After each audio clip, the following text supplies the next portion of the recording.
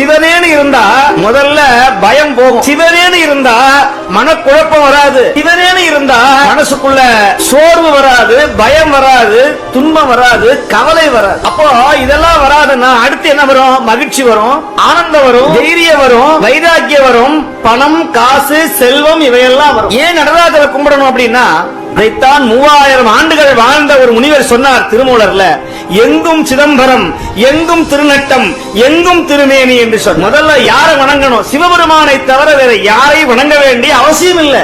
இப்ப நிறைய பேர் எல்லாரும் வேற எங்கேயோ போறாங்க. மாய மந்திர வித்த, அதே மாதிரி மக்களை ஏமாத்துறதுக்கான பூஜைகள், பரிகாரம் செய்யறங்கிறது. உடனே நாங்க காசியில இருந்து வந்திருக்கிறோம், இமயமேல இருந்து வந்திருக்கிறோம், இந்த மாலையை போடுங்க, அந்த மாலையை போடுங்க அப்படின்னு சொல்லி மக்களை அவங்களை செயல்பட விட முடியாம யார்ட்டையாவது போய் சொல்லி ஏதாவது நல்லது செய்வாரான்னு போனா அங்க மாட்டிக்கிறோம்.